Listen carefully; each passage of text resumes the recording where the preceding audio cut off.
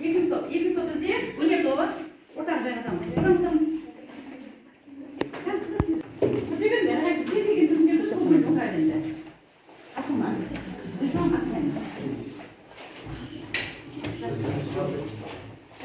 Görüyorsunuz mu? Ondan okutlarını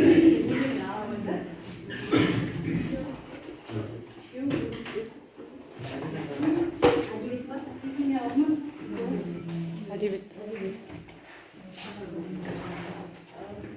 Olur bitti. Evet oldu. Yaxşı. Bir toplamazsa. Bir tarafta vali ayamaz. Benim arasında Жақсы. Bir toplamazsa boyunca. Kere var. Сан жайлап тұрдық ішінде шарттар бар, сол бойынша істейміз талқыланыстарға. Иә, жауап береміз. Лагерьдің бөліміне осы поэмадағы осы уақыттағы қазақ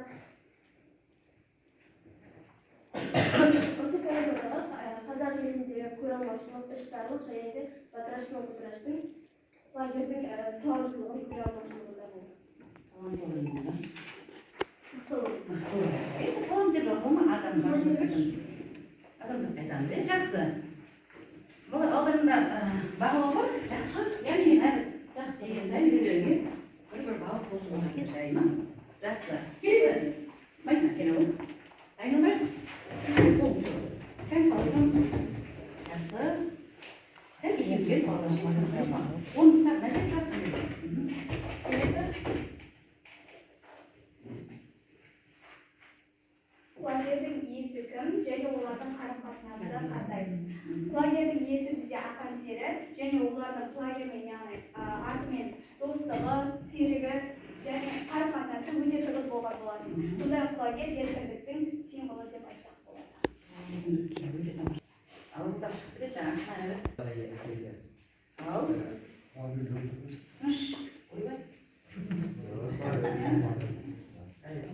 жақсы байдың өте жақсы өзіңе барлап қой. Батыраштың Батырашбайдың қызғанышы қандай салдарға келді? Яғни бұның салы қандай болды? Өтірік алып, иә жақсы қой, сонда ол қандай болды? Ақан серіге қалай әсер етті өзі? Өте қатты әсер етті, жаман әсер етті, өте қатты әсер етті. Яғни өзі қастандына. Тағы да не айтасың үшінен? Ақан серінің лагерь өлгеннен кейінгі күйін жай бір екі ауыз сөз естіп өтсеңізші. Иә. Енді лагерь өлгеннен кейін қалай болды, қандай болды? Біз сіздер сабақтың басында айттық қой. Қандай өлгеннен кейін оны өзі адамша арулап жерледі деген жоқ бұл ба? Иә. Есіңіз түспейді ма неге? Отыра бер.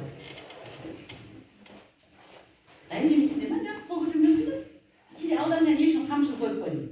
Яғни дайын оқушыларын көтермейсіңдер ма? Абылайдың астында шаппағанда, атаның басында шабасың деп, бүгін лагерьде шаппағанда қай кезде шабамыз балалар? Лагерь бейнесі арқылы авто атқанда идеяларын жеткізді. Яғни бұл жерде лагерь бейнесі арқылы өнерді және де сұлулықты және де сол қайғысына арналып өзінің идеяларын жеткізген. Қайғысына арқылысында жақсы жай. Яғни сен жағымды жақтарын айттың, е? Келесі, жақсы өзіңе бір болып жазып қоя сал. Келесі кім бар? Келесі шықсаңыз, әкеліп келе ма? Шерхан шықшы сен. Шықсай, қой бастаған өркін тобыңды алып шықпайсың ба? Поэмаға қандай мәселелер көтерілді? Дұрыстап оқимыз. Поэма қандай мәселелер көтерді? Поэма қандай мәселелер көтерді? Не мәселе ол жерде? Не мәселе бар? Ақан сері, құлагері, сосын шапырашты бай, солар болды басты мәселелер. Содан соң құлагердің жүректігі, солар болды ойлаймыз. Құлагердің жүректігі, яғни адамнан артық болды. Жақсы өзіңе балы тағы да келе мәселе.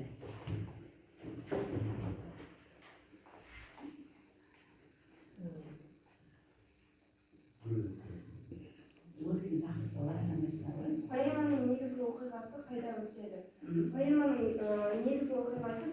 алтын айдың астында, яғни арқа жөнінде өтеді. Жақсы. Оған қанша жылқы қосып еді?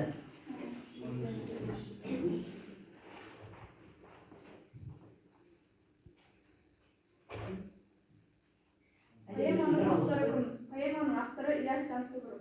Ілияс Жансүгіров. Қай жерде үйленген? Қай жерде үйленген? Алматы облысында дүниеге келген. Жарайды, жақсы. Жарайды, жалпылама үй тапсырмасы бойынша енді бүгін біз не істейміз?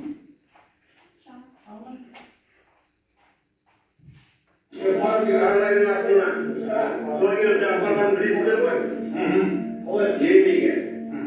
Мұқият тыңдаймыз, сөз Ермейге құлагерді апарған кезде сол кездегі Күреңбай сыншының құлагерді суреттегені шіркін-ай мақтаса мақтарлық ауыздығымен құс істеген жаны бар екен. Мен көрген сәйгүліктердің ішінде бұнымен үзер орғасы сен соған жылқымал ол өлкеде әлі туған жоқ. Вай, мынау қазірет әлі күн дүрделі ғой деп тамсанғанда жұрттың аузы ашылып құлагерге тесіле қараған. Шіркіннің тұрғынға жұтылған 12 тастан өлген соң ешкей. Терісі қандай жұқақ көзін өтіктің болғақысындай. Денесі де бір арабет жоқ, тамырларын білең болып шодырайын бір. Тынысы ден құраш дегенде қос құлақ балқашының қисы өскен қамысындай тұяғы үнілмеген оқ жетпестің қайрат тартындай кетті ғой. Жаясығандай жалпақ, қасқыр жауын бүркітпен қоян жолды. Тәулік бойы тынбай шапса да теңселмей, шаққаяқтамай, садақтың оғынша түзу шабатын малдың белгісі. Шіркіннің бейған тұруын қарашы деп, Күреңбай сыншы. Бейған тұруға құлагерге тақалып беріп, салалы саусағын, тастығанға салып үйірме жинап алды да,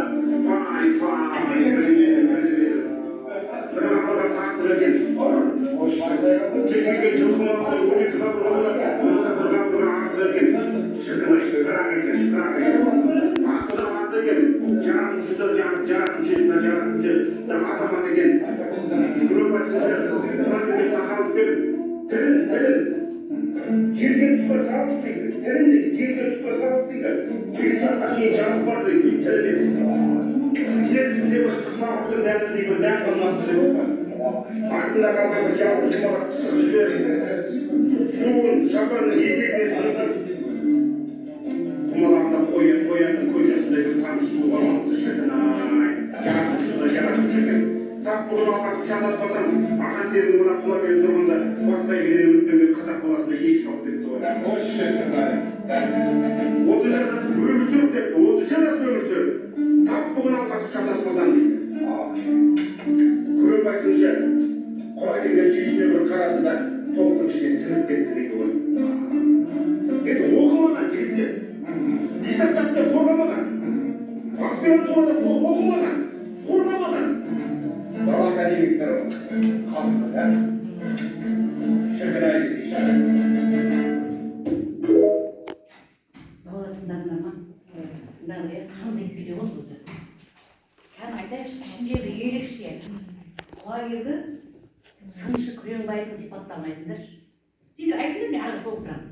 Не тыңдадыңдар? Қаншама дүниеге қалай өзі мынау жай ғана қарияның Күреңбайдың ісін қалай алып жақтап алған бұры негізгі Өте ерекше, себебі оның жүйріктілігі, өзіне тән жүйріктілігі,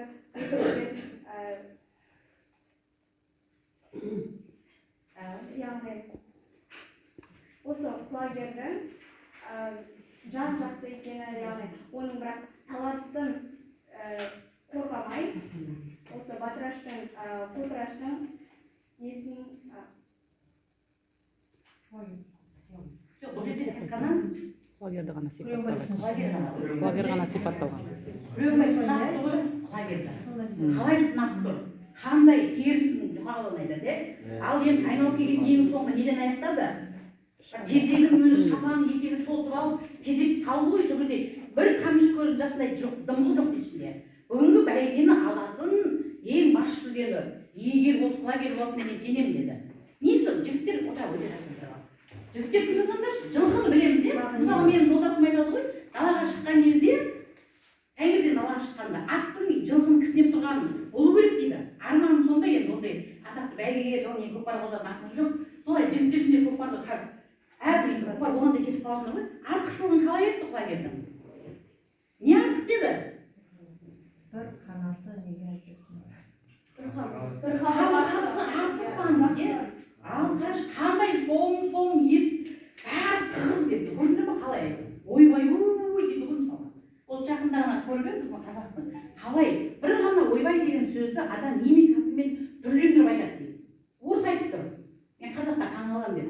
Жүретін кезде таңдансын көрдіңдер ма? Ойбай тілдің бәрі кетір. Ойбай қандай жылқы керемет. Оның бұл еттеріне, денесіне, терісіне, оған қарамай ақсы, яғни оның ішінен шыққан тезектің өзіне. Балалар яғни білесіңдер ме сіздер? Яғни көкпарға баратын кезде атты не істейсіңдер? Білмей отырсыздар?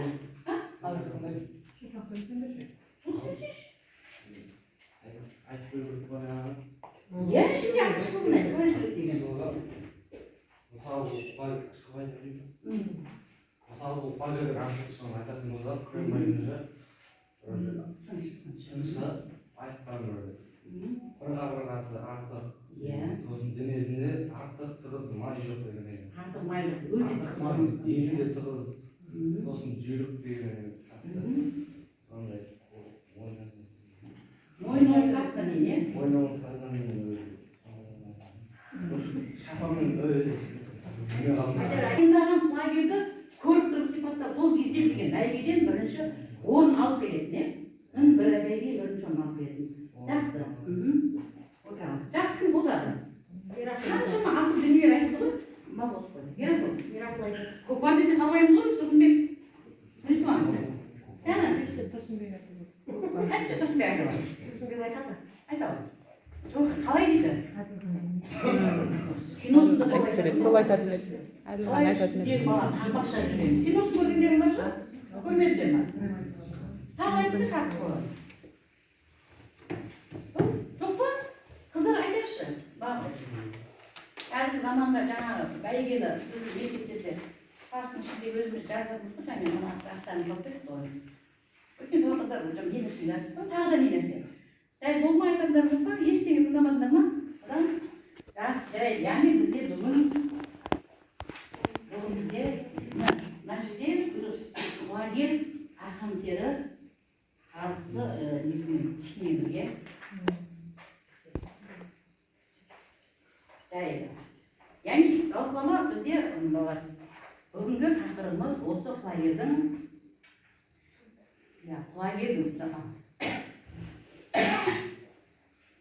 жалпы қазақ құлагердің қазақ елінде еркіндікті аңсаған бізге осыған жеткізген қосымша мәліметін айтып кетейін. Мысалға бізде бар біз Қазақстан тәуелсіздік алғаннан кейін өзіміздің тәуелсіздік еліміздің елтаңбасын туын біз жарияладық. Яғни осыған конкурс жарияланды. Яғни сол конкурс жарияланып, сол кезде елтаңбаны, яғни біздің еліміздің туын ұтып алған қазақ сәулетшілері болды. Яғни біздің елтаңбамыздың авторы кім? Елтаңбаның ішінде осы еркіндікті аңсаған қырақтың бейнесі бар, бір-біріне қараған бейнесі. Тарихта естеріңде бар ма? Елтаңбаның авторы кім? Шота Уәлиханов пен Жандарбек өте жақсы. Яғни біз осы авторы, яғни көрдіңдер ма? Өзі сәулетші болса да, жылқыға құмар болмаса да, бірақ біздің еліміздің қазақ халқының менталитетіне өте жақын, олсыз әрбір ер азаматтың серігі, біз айтамыз ғой сабақтарда, жүрсе көлік, ішсе сусын, жесе тамақ деп. Осы жылқы малын тұрақты етіп елтаңбаға бейнеленген. Енді бүгін біздің жалпылама, бүгінгі біздің сабағымыздың тақырыбы құлагер еркіндікке ұмтылған қазақ елінің символы. Айтуға болады ғой, символдың өзі балалар өзі білесіңдер, символ жаңа есімде яғни міне балалар, міне символ деп мына жерде анық көрсетілген. Міне екі пырақтың бір-біріне тұруы. Әкем айтатын еді, екі көзің шырағың, екі аяғың тұрағың деп, мен аяқ ауырғаннан кейін сол нәрсені білдім. Пырақ деген, бұл жерде қанаты бар пырақ деген.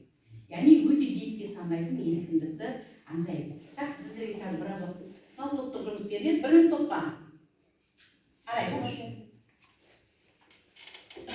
құлагердің мінезі және еркіндікке ұмтылысы. Бірінші стиле дәптерлеріңізді ашып бүгінгі тақырып жазыңыздар. Бүгін ақпанның 6-сы.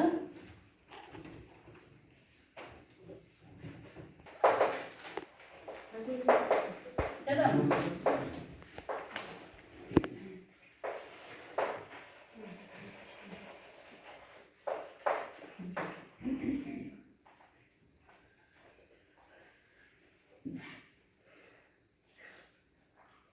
Ала дәптеріңіз, көл бар ма дәптердерің? Иә. Жазамыз. Бүгін жазыңыздар.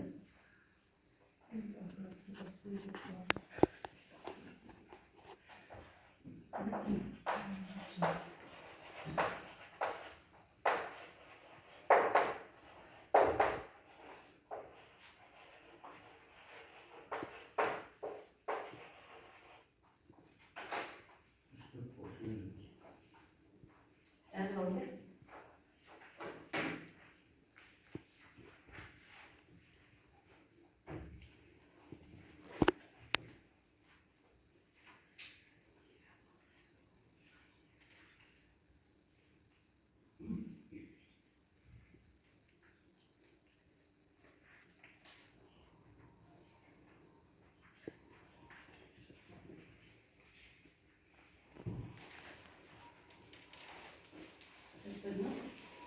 Жақсы. Бірінші топ сынамақ береміз. Жазында жеткішіге өздеріне. Жақсы маңындаймыз. Сегіз топ. Үшінші топ бізде. Жазалымдар. Жазып шығамыз.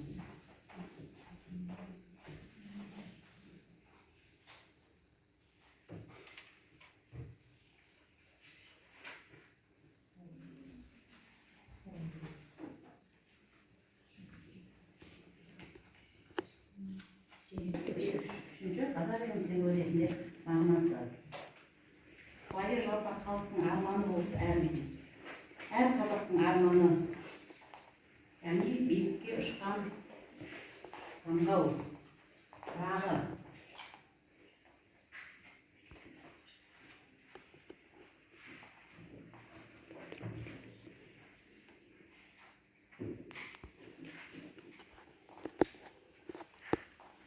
Болғандарын қамшыны көтеріп, яғни нотаны көтеріп явымыз айта береміз.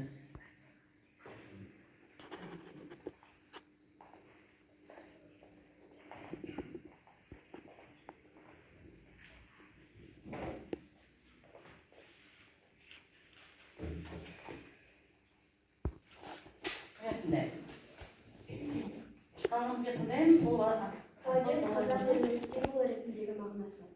Құлагер еркін рухты, жүйрік, текті әрі әсемдік пен сұлулықтың белгісі. Жүрегіндегі қайнаған қан, көзіндегі алау нағыз көшбасшылықтың және еркіндіктің өзегі болып табылады. Тақырыптар бар ма? Өзіңе бала айта бар. Құлагер қазақ мәдениетіндегі сұлулықтың, өнердің және биік талғамның символы. Өте жақсы. Тамаша. Өзіңе алып қойыңдар. Құлагер жүйріктігімен, еркіндік рухымен, сұлулығының теңділігімен, қуғын-сүргінге ұшыраған тағдырының символымен құлагер поэмада жай ғана жүйрік ат емес, қазақ халқының рухани бейнесі ретінде алынған символдық образ. Өте жақсы. Шерхан. Еркіндікке ұмтылған асқақ рух болу ол жылқы жануар бол. Құлагердің мінезінің еркіндікке ұмтылысы ма? Жалпы ма? Иә, қазақ елінің символы ретінде қандай мағына айтасың? Қазақ елінің символы ретінде мысалы құлагер берді жүйріктігімен, жаңағыдай сұлулығымен емес, берді құлагер адалдығымен не болды. Бұлар бар. Сондықтан екіншіден еркіндікке ұмтылысы еркін болу, Яғни еркіндіктің рухы құлагер болып тұр, иә? Ал қазақтың рухы қазақ рухы деген білесіз ба? Қазақ рухы туралы не айта аласың? қазақ рухы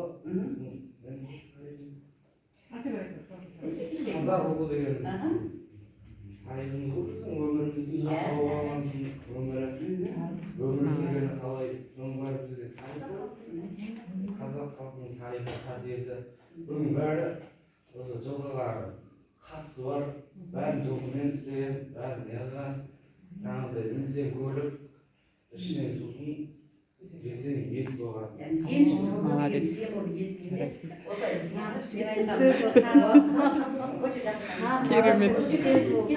Бәрінен Шерхан озып тұр ғой. жақсы бірінші болып қолдады өте жақсы өздеріңе бір бал болады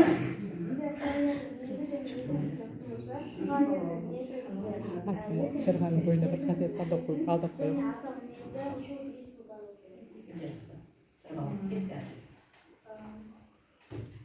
Құлагер өлкесінде ұмтылса ғана қазақ халқының азаттыққа деген ұмтылысын бейнелейді. өздеріңіз қалмайшы бүгін не болды сізге ертең сабақ қысқа келесің амандана қазір арайсын айта алайын Құлагердің өнері және еркін символы.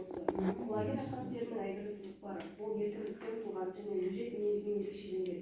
Ақын оның табиғи символы жүйріктігін және бостандыққа деген құлшылықтарын жырлаған. Құлагердің әділетсіздікке қарсылықтың символы болып табылады. жақсы Бізде бір бал өздеріңе поэманың композициясы құлагердің даңқы мен қасиеттері ашылды. Біріншіден, сондай-ақ бәйге алдындағы дайындық кезеңі көрсетілген болады. Екіншісі қызғаныш пен нәзік сезімдердің күшеюі баяндады. қызғаныш пен нәзік сезім екеуі қарама қайшы бір-біріне өте тамаша өте жақсы әрі қарай балдар жалғасың Құлагердің қазасы негізгі трагедия болып табылады.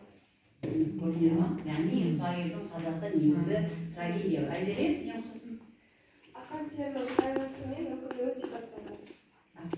ақан серінің жақсы қайғысы мен өкіл сипатталады мынау осы жерде толықтырып жесек кімнің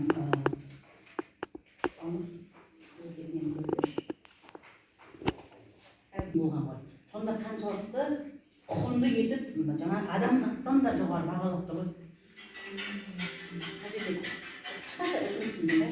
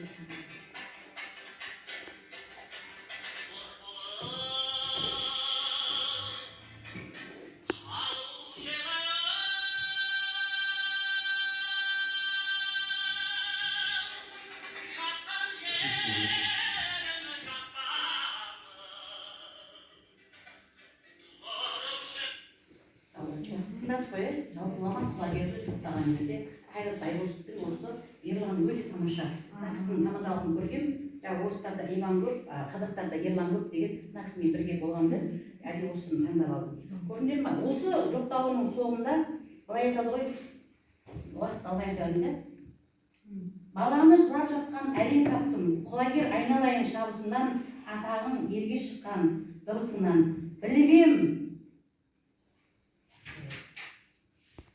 құлагер шешең сұңқар әкең болар солмен бүлініңде 8 арқар деп осы сөйлеп дейді ғой 9 шелек суға қанбайтынсың дейді сонда бұл өлердің алдында, бәйгенің алдында ақан серіге құлагер түсінде кірген ғой, өлетін белгі білдірген де. Көрдіңдер ме, қаншалықты адам мен жануардың арасындағы тығыз байланысты осы жоқтауының ішінде айтып кеткен құлагер.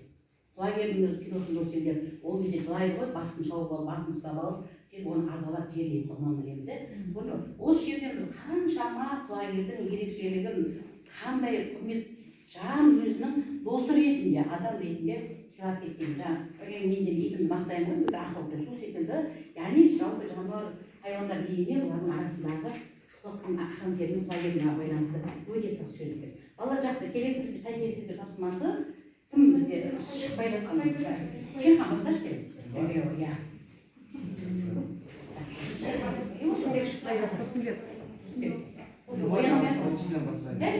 Өзің кез келген бірінші түркенің шығармағын алып, яғни сол бірінші оқы, одан кейін маған жауабын айтты.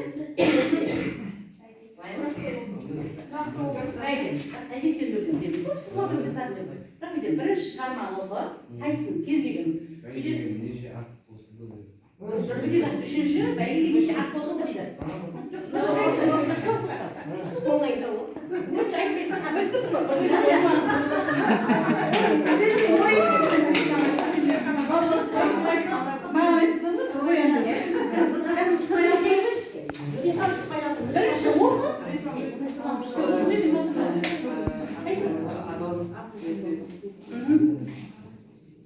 құлагер досы және ақылсыз адал серіктес. Төртінші бала кесе шығамыз.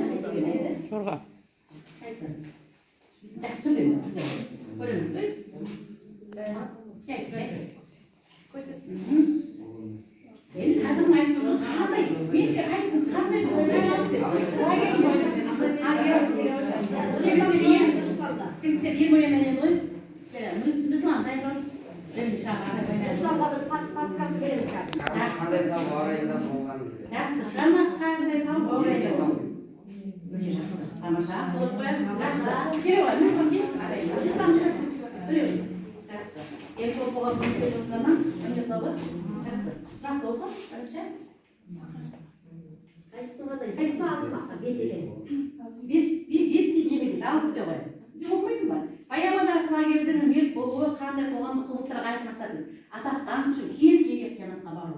Енді қиянат жасалды ғой, ашық жасалды ғой бұл жерде. Жақсы, өте жақсы өзген бір бал ғой. Келесі, екеуін алды. Кім шығады? Арай. Арай екеуі. Китай жоқ. Арада шықпай қалды. Әлемадағы Шағылайдың асы қандай көркемдік қызмет атқарады? Бұл жерде бүкіл дәуірдің әлеуметтік саяси келбетін жинақтап көрсетеді. Енді соңын әріптесен оқи қой, бұл жерде түсінкі қайсы қалады, Ақан серінің құлагер өлеңі күйін ақын қандай тәсіл арқылы ең әсерлі береді? Жаңағы айтып көзе. Ақанның ішкі монологын жоқтауын біліп арқылы. Яғни біз жаңағы жоқтауын айтып берсек, өте жақсы. Жақсы балалар. Енді бізде өздерінде не болды ғой? Бағалау шкалалар бар еді, сол бойынша кімде қанша бал болды, жаңағы соңында шыққан өздерінің қоясында, тек нәтижелерінде сол балға ақыры қойып қойды. Бірінші топ. Бастайық. Арай. Сен неше болды? Басайық, екі өзің жасайық. Өзіңе барды? Ақталында. Тез-тез. Жай баш, аста сарылмасамыз. Тағыр өлі. Екі болсын де. Қазір рейтингін шығарам, ұлпанды шығарып қойыншы. Келе сары.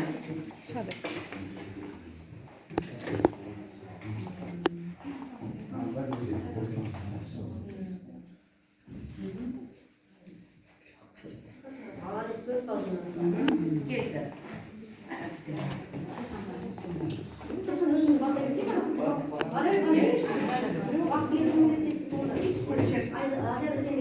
Жай басында келесі шығып О, жарайсың.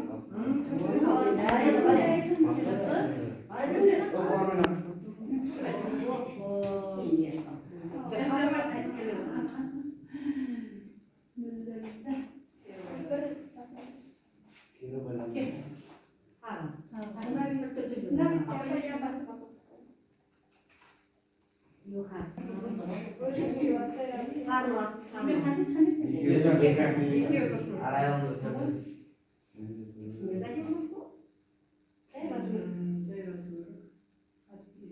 Шерхан тұрып басасың. Шерханда? Келе қыздар келе беріңдер. Уақыт алмаймыз. Мен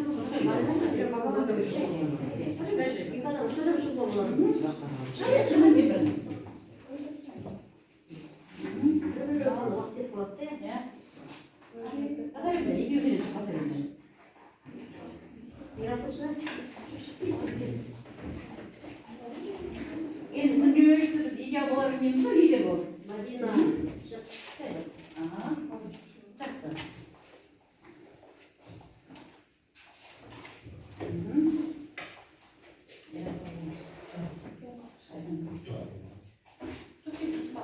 Айзере шықсайшы қаруы. Нұрбала. Нұрбала Әділхан жоқ, Нұрбала жоқ. Айзере қалды.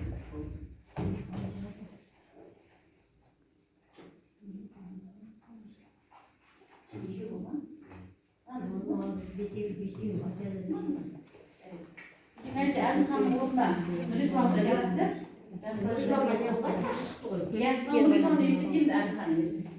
Ал енді өздеріңіз көздеріңізге қайғырмандай басқандай көрініп тұр, иә?